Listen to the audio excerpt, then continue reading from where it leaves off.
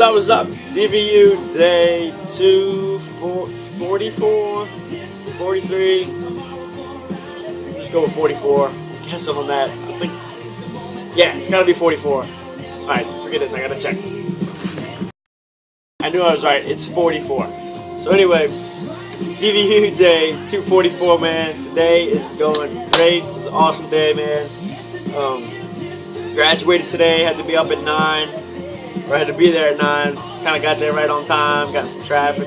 Get this, right? I gotta pay $5 to park on my own graduation. You serious, bro? That's when you get one of them NFL, like ESPN. Come on, man. That's when you get one of them lines right there. I drive up. She's like $5. I'm like, but what if I'm graduating? Like, I still gotta pay the $5? And she's like, yep. Like, she said yep like it was, you know, like, you better pay your $5. I'm like, whatever. So, pay my $5 in my own graduation. Park.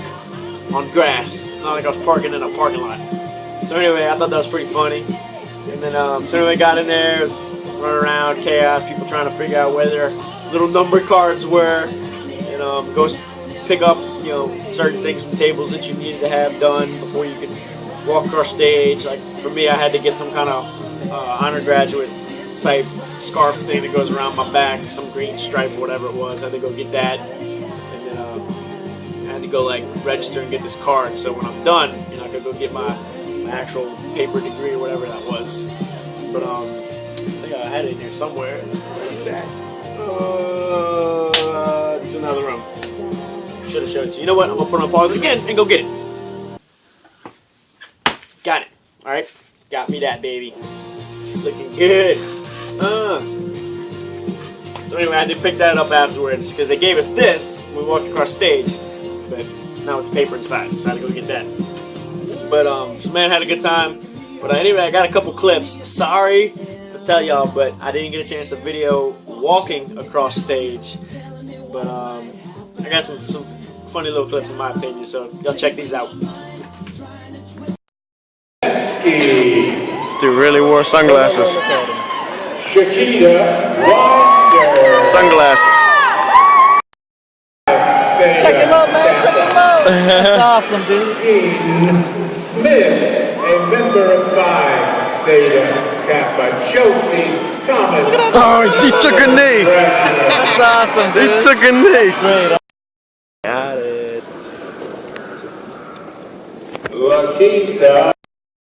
So I thought those were pretty funny. You got the, I mean, I was cracking up, dude, and that dude with sunglasses went walking across the stage. I'm like, this dude really wore sunglasses across the stage and shook the chancellor's hand with sunglasses on. And then he took his pictures before that with his sunglasses on. So I let this dude's tripping here, only in New Orleans. Nah, it's probably everywhere, but probably get more of that down here. But that was funny to do the midget. I mean, I'm sorry. I don't know if y'all can judge me on this, whatever you want to do, but I just can't help it but start smirking, laughing, and giggling when I see a midget walk in front of me. Because he's so tiny. Like, you know, he's not funny looking, he's just different. I gotta laugh. But anyways, the best part was that, man. He walked across, and the chancellor looked down, and the chancellor took a knee so he could take a photo at the same height. So it was hilariously funny with that one. And then, obviously me clowning, taking a video right in the middle of, after I got the diploma, or after I got whatever this is called. After I got that, sitting in the chair doing a video, people looking next to me like, are you serious? But of course I'm serious. DVU, man. So sorry I didn't get the video. The guy actually handed it to me, but I'm sure y'all forgive me for that one. So anyway, after that, when I got some lunch with the Landrys, Marissa Corey, Little Corey, Marissa Corey, Miss Melissa, Little Corey, Soraya, and Mercy. Okay, I almost messed that up, but I got it. Them, and then we had the Shepherds, you know, which is pretty cool. My buddy Mike, and you know, Miss Pam, Miss Allen, so and Jessica. So it was a good meeting. I had my grandma and my aunt there too. So we had a good time. We went out to some seafood place over on the lake. Man, I had some really good redfish. So it was a blast. Definitely enjoyed the day, and been real encouraged and so thankful for all the people that have been commenting, saying congrats on the Facebook and Instagram posts. And really appreciate it, man. It means a lot to me. And I'm not done yet though. Got 3 more years, but it's one small step. So really appreciate that. But anyway, got home from that, kind of chilling, digesting some food, and then I went out and course, no day off. We put the work in, got me some couple buckets in. Swing was feeling pretty good, and hit my boy Nick. So it was nice hanging out with the Big Easy. I can't leave that place, man. I went in there like at least 6. I didn't leave till 9. You know, just hanging out. If I wasn't hitting, I was watching baseball. So it's a good time. But anyway, I'm probably, where am I, 2 minutes on this one? Yeah, or 2 minutes on this part of the video. I'm like trying to join parts of the videos up, so y'all find out. Just keep watching. But go ahead and get to the verse. We got, I probably already read this one in the DVUs, but go ahead and get it again. It's such a good verse, and I like it a lot right now. 1 John chapter 3, verses 16 through 19. It says, "This is how we know what love is. Jesus laid down his life for us, and we ought to lay down our lives for our brothers. If anyone has material possessions and sees his brother in need, but has no pity on him, how can the love of God be in him? Dear children," y'all gonna give me flack for saying it like that. I can't say it the correct way. I'm from the South. "Children, let us not love with words or tongue, but with actions and in truth. This then is how we know that we belong to the truth, and how we set our hearts at rest in his presence." You know, I like those verses a lot, because in the beginning it's talking about, you know, this is how we know what real love is, what true love is, you know, and it's just right after that, so semicolon, and then it says, Jesus laid down his life for us. That is the strongest form of love that there is, it's saying. You know, there's no greater love than a guy who would, you know, God, first off, who would send his son to come die for us, for pretty much, he didn't even have to do that, but he did, just to forgive us. So that's a real strong point I thought in the verses. And then, you know, it says we ought to lay down our lives for our brothers. We ought to do the same, man, because Christ died for us. You know, and if we're supposed to be living as Christ did, and if we're supposed to be trying to, you know, use him as our example, you know, trying to follow after him in his ways, and we ought to lay down our lives for our brothers, because they mean just as much to us as we did to God.